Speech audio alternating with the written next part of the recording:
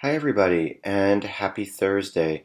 Dr. White here with your end of week update on your annotated bibliography unit. So, this particular update is going to accomplish a few things. One, I want to address topic changes that some of you are making. Two, I want to just briefly tell you the logistics for submitting the project, although it's really not very complicated. And three, I want to look at a couple of the inquiry questions, responses, and revisions to look at the kind of evolution of topics. So let's actually start with the logistics, since this will take 10 seconds. I'm going to create a submission link, just like for the forms of writing assignment, and you're expected to submit a Word doc to the link to upload. So your final draft will be there. It won't be a discussion board post. I realized that wasn't clear in the schedule, so I'll clarify that now. On to the topics themselves and what I'm seeing. So first of all, I think most of you had really productive dialogues with your classmates, particularly when it came to helping them focus their research. I see a lot of projects narrowing significantly, and that's really, really helpful. In some cases, I think it's especially helpful. So what I'm going to do now is I'd ask you, if you don't have it up, to look at the discussion board, specifically the Module 2 forum and that first thread with me. And I'm going to cover about 9 or 10 posts in a row here. We'll look at a few sample topics and how those topics narrow down. So take a second, pull up the window. You'll probably want to do Apple F, Control F, whatever, to find the appropriate post in the chain. So I want to actually begin here with Justine's post on her inquiry question, and we're going to follow the development of Justine's topic, and then we're going to go down and look at a couple other people's as well. And don't feel singled out one way or the other here. By the way, I'll try to hit everybody's examples at some point over the semester.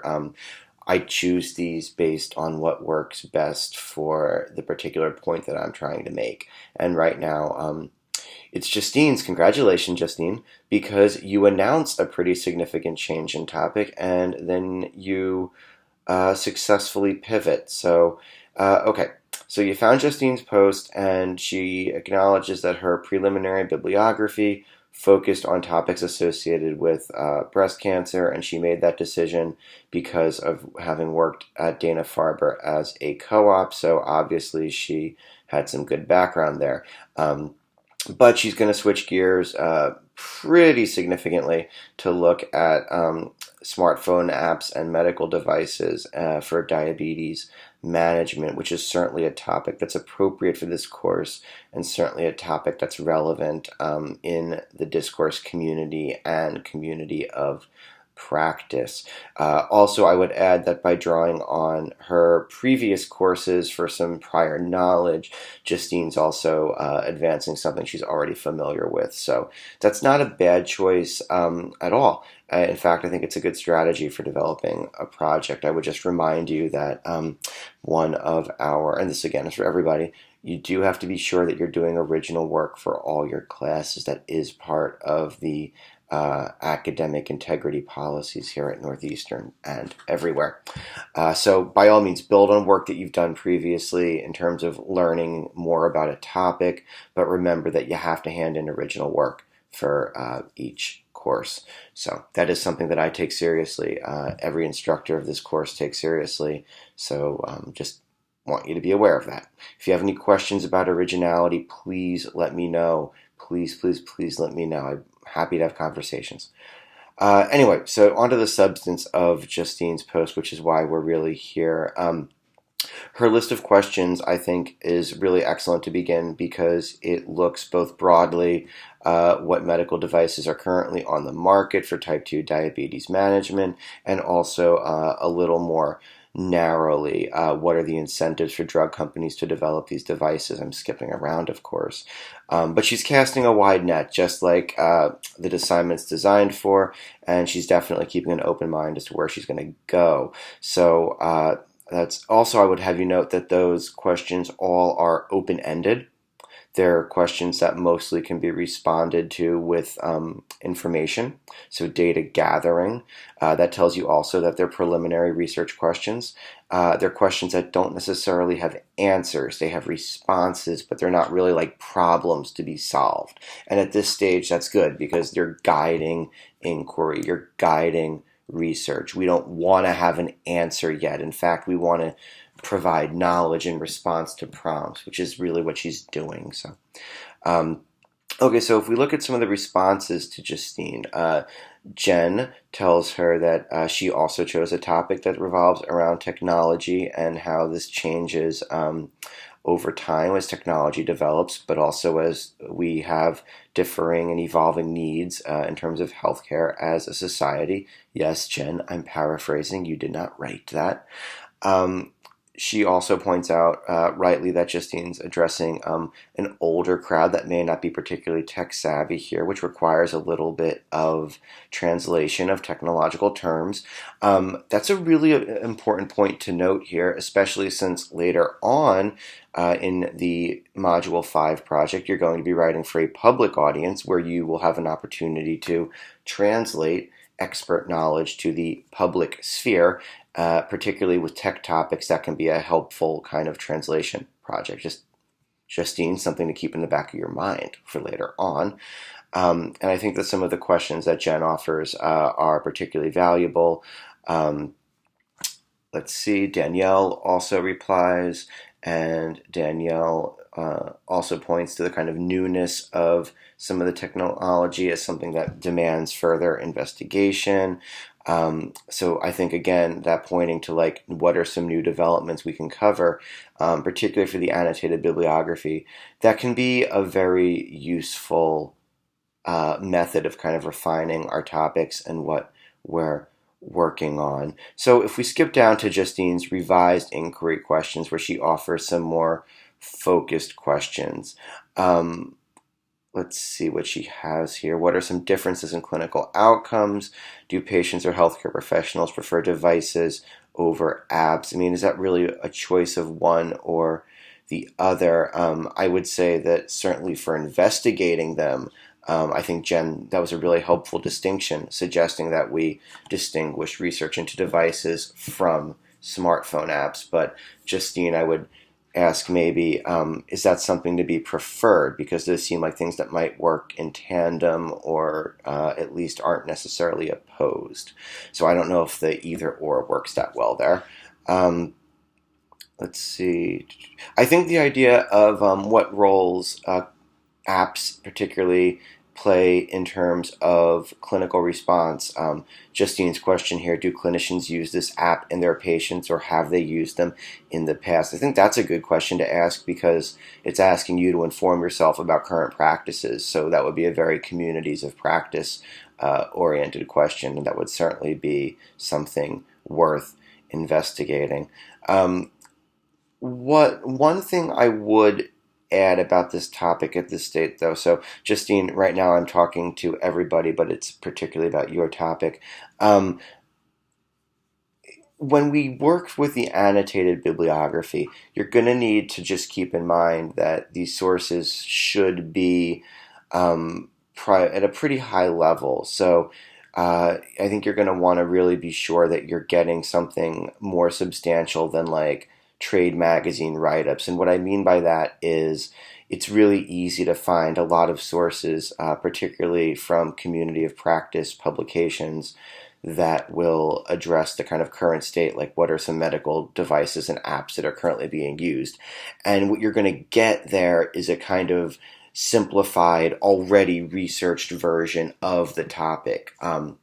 So like, if you're working with the tech stuff, that's really great, but you're going to want to go in and actually look at how it works and how it's used, like the primary materials. So you want to be careful to stay away from the digests, the summaries, the reports, and you're going to really want to work with the primary documentation whenever you can. So instruction manuals, schematics to the devices would be great, or the apps, or maybe more case studies, of course, are always okay to work with. So that might be more approachable.